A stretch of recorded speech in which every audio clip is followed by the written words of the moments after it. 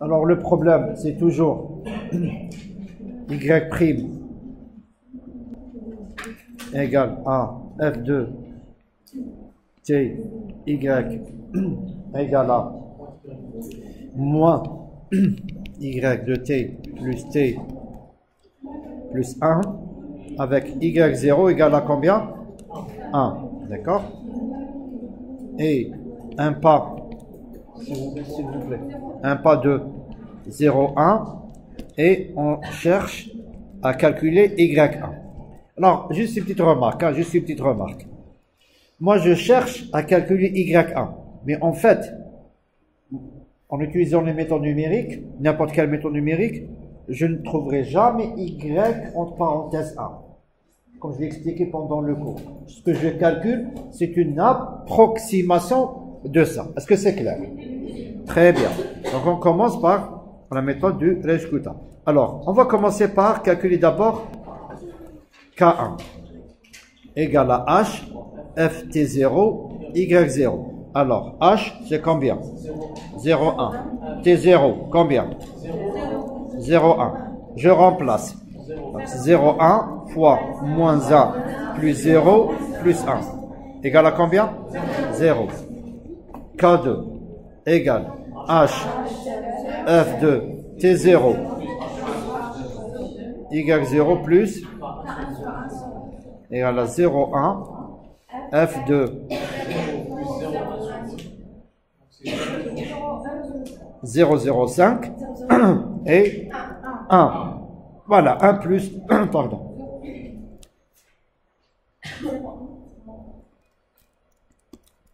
Donc c'est 0,1 moins y, ça fait moins 1 plus 0,05 plus 1 égale à combien? 0,005. 80 maintenant. H, toujours T0 plus A sur 2, Y0, maintenant c'est K2 que je viens de calculer. Égal à combien? 0,1, F2, ça ne change pas, voilà. Et là c'est 1 plus, voilà, 0,05 sur 2. Et maintenant, ce sera 0,1, alors, moins 1 plus 0,005 sur 2, comme ça, plus, attendez, plus 0,05 plus 1, et je ferme la parenthèse. Là, c'est 0,05. Et on trouve combien? 0,0475.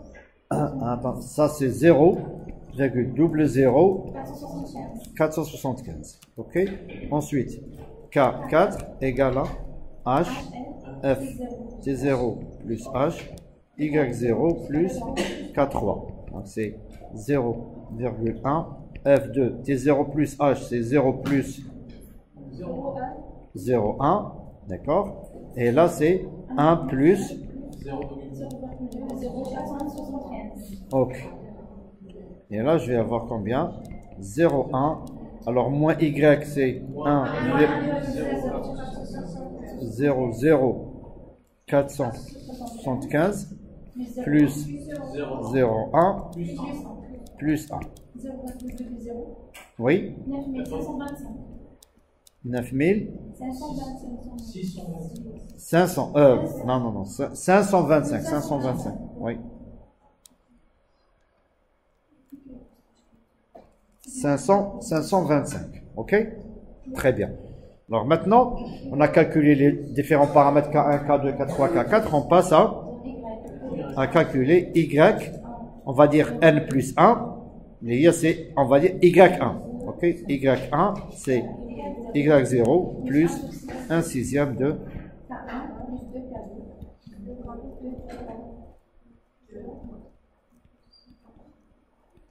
égal à combien? Égal à combien? Oui? C'est 1 double 0, 48 000 375. Très bien. Ok. Donc si je veux faire la deuxième étape, bah, tout simplement, pour la deuxième étape, itération 2, je vais écrire comme ça, itération 2. Alors, il faut d'abord savoir que là, mon point de départ, c'était T0 et 1 pour calculer les valeurs ici. 0, 1. Maintenant, mon point de départ, c'est plus 0, mais c'est 0, 1. On a combien? 1,0048 375. Voilà mon point de départ maintenant. Voilà mon point de départ pour pouvoir calculer les valeurs 0,2. Donc, en fait, pour calculer le Y2, j'ai besoin pour calculer Y2, bien sûr, on a K1, K2, K3, et là, je vais utiliser le Y1 qui est égal à 1,0048 375 et le T1 qui est égal à 0,1. Ok? Très bien. Donc, on ne va pas essayer de faire ça, comment dirais-je? Il y a beaucoup de calculs et ça va prendre du temps. Donc, vous avez, attendez. Voilà, je vais vous donner. Alors, ça c'est quoi? Ça c'est la méthode de Euler modifié, on ne l'a pas vu. Alors, méthode de l'inscuta d'ordre 4. Voilà les résultats avec la méthode de l'inscuta d'ordre 4. Alors là, je vais faire comme ça.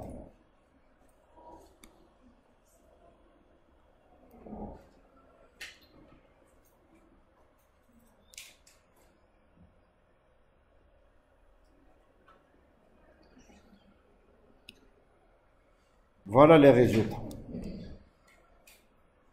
Non, regardez s'il vous plaît. Si vous comparez les erreurs, maintenant, tout à l'heure c'était des erreurs qui étaient assez importantes, de l'ordre de 0,01. D'accord? Maintenant, regardez les erreurs. Regardez, 0,08, plutôt 10 puissance moins 8, 10 puissance moins... Pratiquement, c'est 10 puissance moins 7 moins 8. D'accord? Donc là, ce sont des erreurs qui sont, on va dire, sont moins importantes.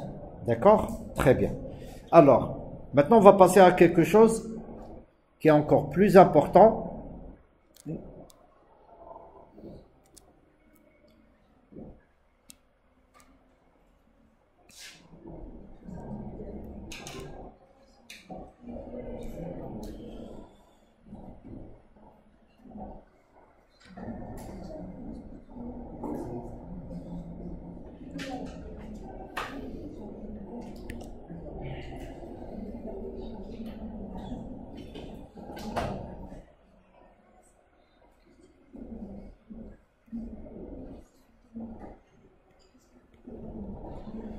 Vous arrivez à voir, s'il vous plaît?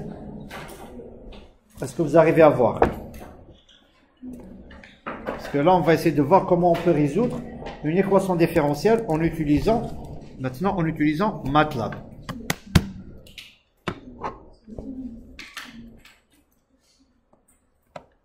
Est-ce que c'est clair?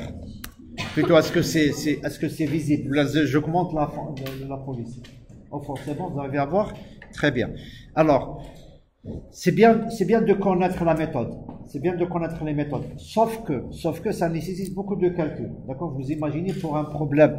Bon, là, c'est une équation simple. Vous allez voir maintenant, on va prendre un système d'équations différentielles. Et vous allez voir que c'est pas vraiment évident de faire des calculs à la main.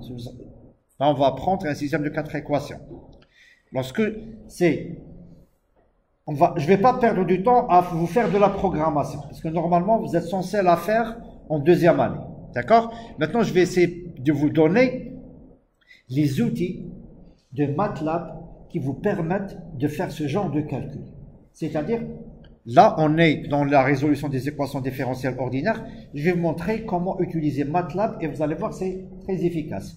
Donc, là, MATLAB dispose d'un ensemble de fonctions qui sont déjà programmées, qui existent déjà, préinstallées, prêtes à être utilisées, d'accord, pour différents types de problèmes. Par exemple, pour les équations différentielles, il y a un ensemble de fonctions qui s'appellent les ODE. Là, c'est le mot généralement, c'est le mot solver, mais bon, ODE, le solver ODE, Ordinary Differential Equation. D'accord? Il y a ODE 21, 22, il y a beaucoup de fonctions qui vous permettent de résoudre une équation différentielle ordinaire. Pourquoi? Parce que généralement, les équations différentielles ordinaires sont classées en catégories, en type d'équations différentielles. Les équations différentielles ordinaires ne sont pas toutes les mêmes. Nous, on va s'intéresser à un type simple. C'est-à-dire, c'est pratiquement le classique des équations différentielles ordinaires. Et l'outil qui me permet de trouver la solution s'appelle ODE 45. Ok? ODE 45. Et là, je vais utiliser MATLAB, je vais utiliser la fonction ODE 45. Alors, par exemple, si je vous dis ODE 45, alors, est-ce que vous êtes en mesure de l'utiliser? Je ne pense pas. Je ne pense pas, à moins que là, comme mais comme ça, je vous dis ODE 45, alors je vous dis, allez-y, utilisez-moi ODE 45, vous ne serez pas en mesure de le faire. Donc c'est pour ça que MATLAB dispose d'un outil d'aide, un outil d'aide. L'outil d'aide, c'est tout simplement help. Tout simplement, vous tapez help et vous faites ODE 45. Ok? ODE 45. Et là, vous avez, voilà comment utiliser ODE 45. Alors, je vais essayer de faire ça. Voilà, ODE 45, qu'est-ce qu'elle fait? Solve non-stiff differential equations. Stiff, c'est les équations de forte pente. D'accord? Donc, comment on utilise? Je vais prendre ça. Ok, je vais mettre CTRL-C. Pour expliquer comment, ce que fait...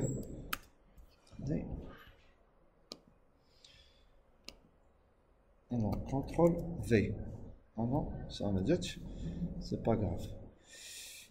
Ok, je vais essayer de...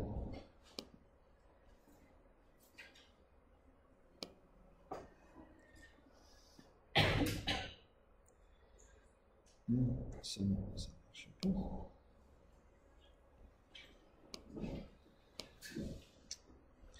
Je vais essayer de la... Je veux copier ça.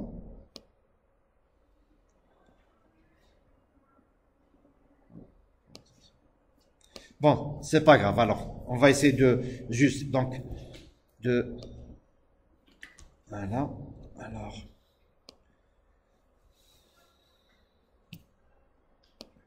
Donc, ODE 45, comment on l'utilise? C'est tout simplement, alors, ODE 45, elle a besoin de combien de paramètres? Elle a besoin de, alors, on met là, je vais d'abord expliquer le terme qui se trouve à droite, ensuite à gauche. Alors, je vais mettre directement égal. Égal à quoi? ODE 45, vous avez le nom de la fonction. D'accord? Vous avez le nom de la fonction. Ok? Il faut d'abord définir le nom de la fonction. Écrire la fonction. Je vais vous montrer comment on le fait. D'accord? Ensuite, après, vous allez lui donner l'intervalle. L'intervalle de quoi? Valeur initiale, valeur finale. Exemple, dans notre exemple, c'est quoi? Valeur initiale, c'est 0. Valeur finale, c'est 1. Et vous lui donnez la valeur. Il y a la valeur initiale et la valeur finale de quoi? De la variable indépendante. Et vous lui donnez la condition, je vais mettre comme ça, condition initiale. La condition initiale. D'accord? Bon. Il y a, comme vous allez le voir,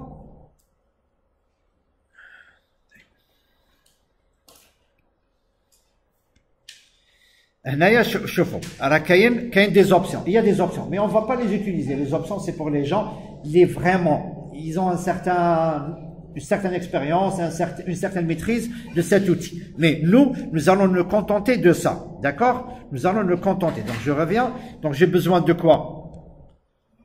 De la fonction. Mais le nom, d'abord, je définis la fonction. OK?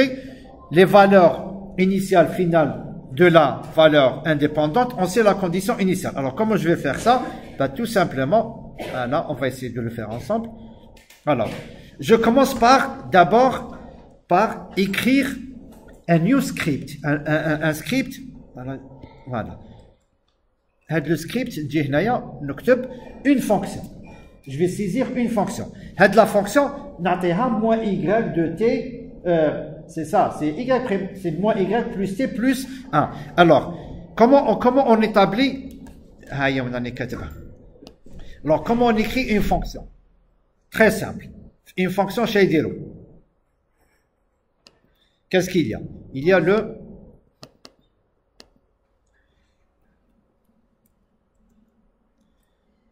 voilà.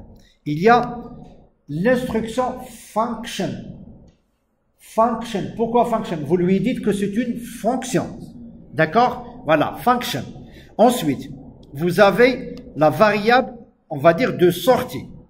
D'accord? La variable de sortie. C'est-à-dire, dans ce cas, c'est, nous, on a besoin de quoi? La variable de sortie, c'est moins y plus t plus 1. OK? Plus 1.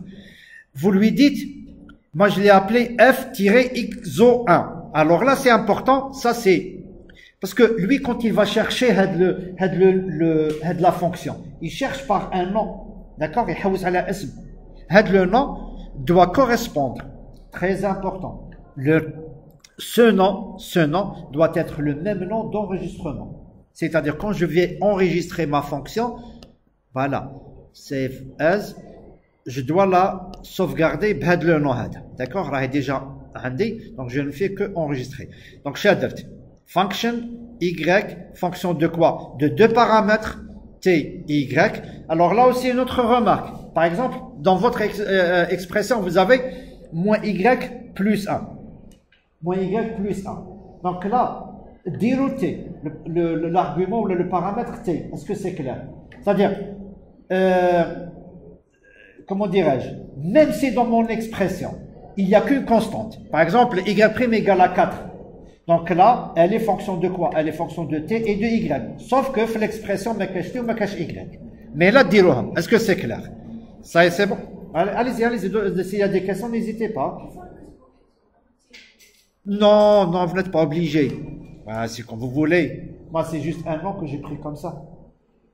Vous n'êtes pas obligé de mettre f-xo1. D'accord? Attendez. Juste une minute.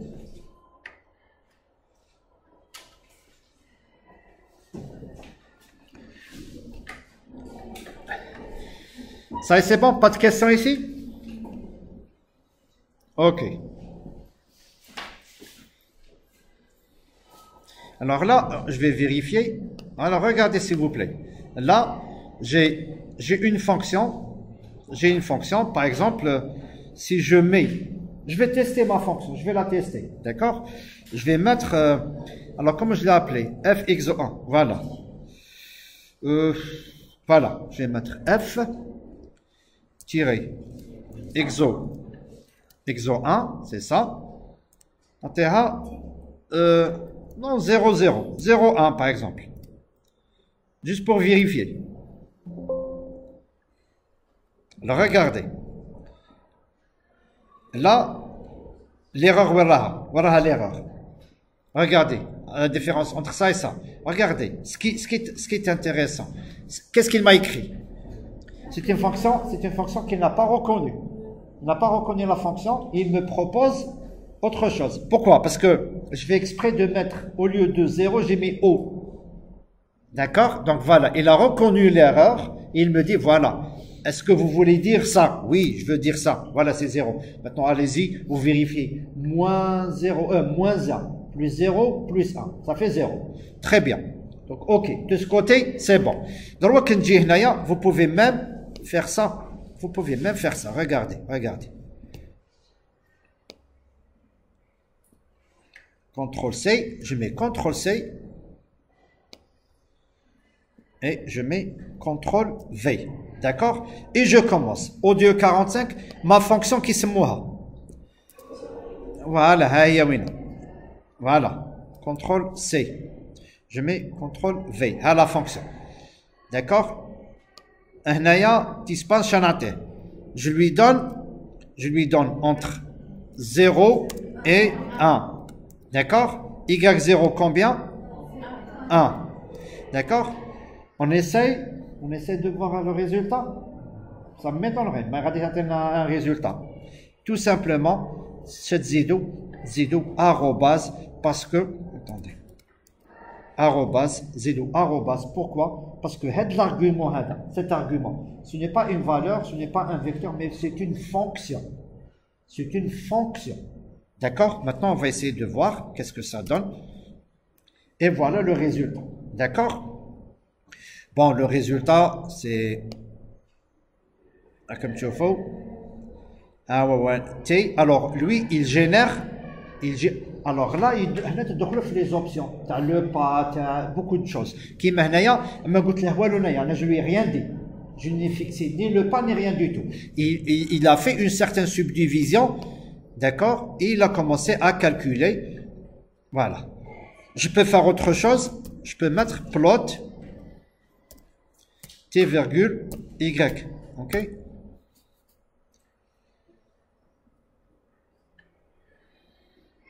Voilà. Voilà le comportement de ma fonction.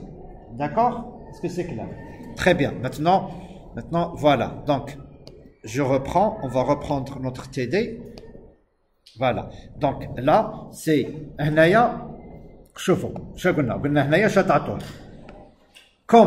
comme c'est une... Il va faire des calculs et j'ai besoin des valeurs, je dois lui donner une matrice. C'est une matrice. Fiha T, fiha Y. Et là, T, Y, ce sont des noms. Hein. Je peux mettre time, je peux mettre temps, je peux mettre ce que je veux. Est-ce que c'est clair? D'accord? Voilà pour la résolution. Maintenant, pour le plot, c'est juste T et Y. Et après, on va essayer de voir comment on peut améliorer notre graphe en ajoutant soit une légende, le titre des axes, les couleurs et ainsi de suite. On va le faire tout de suite. Ok? C'est bon? Est-ce que vous avez des questions?